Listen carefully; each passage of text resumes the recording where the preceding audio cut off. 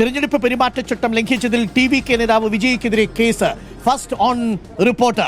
വിജയ് ഉൾപ്പെടെ 500 പേർക്കെതിരെയാണ് police case register ചെയ്തിരിക്കുന്നത്. Athira Jain national ഡെസ്കിൽ നിന്നും തത്സമയം ചേരുന്നു. Athira Jain, very good morning. Athira, ആവേശം ഇത്തിരി കൂടിപ്പോയോ? വിജയ്ക്കെതിരെ കേസെടുത്തു എന്നറിയുന്നു. എന്താ കാരണം ആതിര? Good morning Arunkumar. അതായത് പ്രചാരണത്തിന്റെ ആദ്യ ദിവസമാണ് ഇന്നലെ വിജയുടെ റാലി നടക്കുകയും വളരെ ആവേശത്തോടെ വിജയ് പ്രചാരണത്തിന് തുടക്കമിടുകയും പെരമ്പൂരിൽ നാമനിർദ്ദേശ പത്രിക സമർപ്പിക്കുകയും ചെയ്തിരുന്നു.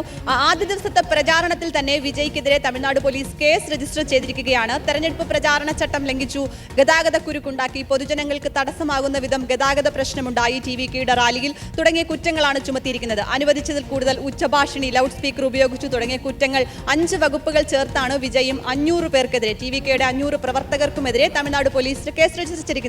വിജയുടെ പരിപാടികളിൽ, റാലികളിൽ സുരക്ഷാ പ്രശ്നം, സുരക്ഷാ വീഴ്ച ഉണ്ടാകുന്നതായ ആരോപണവും മതിയായ സുരക്ഷ പോലീസ് ഒരുക്കുന്നില്ല എന്ന TVKയുടെ ആരോപണവും നമുക്കറിയാം.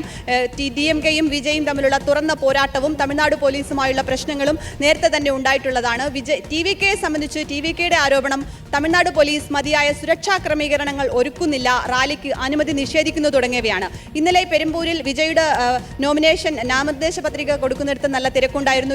സുരക്ഷാ ക്രമീകരണങ്ങൾ മൂലം, മതിയായ സുരക്ഷ ഒരുക്കാത്തത് മൂലം വില്ലുവാക്കത്തെ റാലി ക്യാൻസൽ ചെയ്യേണ്ടി വന്നിരുന്നു, റദ്ദാക്കേണ്ടി വന്നിരുന്നു. അത്രയധികം ആളുകളായിരുന്നു തെരഞ്ഞെടുപ്പ് പ്രചാരണത്തിന് വിജയ്ക്കൊപ്പം എത്തിയത്. അവിടെ സുരക്ഷാ ക്രമീകരണം ഉണ്ടായെന്ന് ഒരു ആരോപണമുണ്ട്. അതുപോലെ കൊളത്തൂരിലെ തെരഞ്ഞെടുപ്പ് പ്രചാരണത്തിൽ പൊതുജനങ്ങൾക്ക് തടസ്സമുണ്ടാകുന്ന വിധം, ഗതാഗത തടസ്സമുണ്ടാകുന്ന വിധം ആളുകൾ സംഘടിക്കുകയും പ്രചാരണങ്ങൾ നടക്കുകയും ചെയ്തു എന്നാണ് കുറ്റത്തിൽ ആരോപണം ഉന്നയിച്ചിരിക്കുന്നത്. FIR കേസ് രജിസ്റ്റർ ചെയ്തിരിക്കുന്നത്. ഇത്തരം 5 കുറ്റങ്ങൾ ഉന്നയിച്ചാണ് വിജയ്ക്കെതിരെ കേസെടുത്തിരിക്കുന്നത്.